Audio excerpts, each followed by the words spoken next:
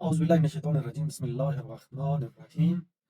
آج بات کرتے ہیں کہ اسٹریٹ آف ہورمز نے بہت سے رازوں سے پردہ اٹھایا اور ان میں سے سب سے اہم راز وہ یہ تھا کہ غزہ کا محاصرہ کوئی اسرائیل نے نہیں کیا ہوا تھا، بلکہ ان 57 اسلامی ممالک نے حقیقت میں غزہ کا محاصرہ کیا ہوا تھا۔ اگر یہ چاہتے تو اسرائیل ان کے مقابلے میں کچھ بھی نہیں کر سکتا تھا۔ کیوں؟ کیونکہ انہوں نے اس سے اچھے تعلقات رکھے، اس کو ہر چیز دینا شروع کی۔ کیوں؟ ابھی آپ نے دیکھ لیا ہے کہ اگر ایران نے تیل بند کیا ہے، اسٹریٹ آف ہورمز بند کیا ہے، تو پوری دنیا کس طرح ذلیل ہو رہی ہے۔ اگر چاہتے تو اسرائیل اسی طرح ذلیل ہو کہ اس تمام ایریا سے نکل جاتا، لیکن ابراہم اکارڈ کے ذریعے سے، اچھے اچھے اداروں کے ذریعے سے، امریکہ کی ان پالیسیوں سے ڈرتے ہوئے، ان شیطانی ہتھ کنڈوں میں تمام کے تمام 57 اسلامی ممالک پھنس کر رہ گئے، جس وجہ سے غزہ کا محاصرہ ہوا۔ بس غزہ کا قتل عام کا موجب حقیقت میں یہی اسلامی ممالک ہے، اور یہ ایک انتہائی اہم راز ہے جس کو ابھی اس کے ذریعے سے عیاں ہوا ہے۔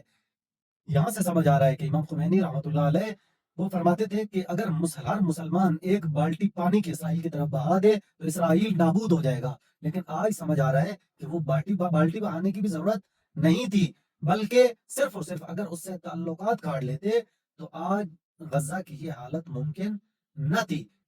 آج اگر یہ مسلمان ممالک، یہ خلیجی ممالک اگر اسرائیل سے اگر تعلقات ختم کر لیتے ہیں تو کبھی بھی یہ ضرورت ہی پیش نہ آئے، بلکہ مسلمانوں کے تمام دکھ ہی ختم ہو جائیں۔ آج یہ مقام ہے کہ لعنت کی جائے ان سب پہ کہ جو غزہ کی اس حالت کا موجب ہے، جنہوں نے ایسے حالات میں، فلسطین کے ایسے حالات میں خاموشی اختیار کی۔ خداوند متعال کی ان سب پہ لعنت ہے، اور اسی طرح لعنت ہے ان پر کہ جنہوں نے غزہ کا محاصرہ کیے رکھا۔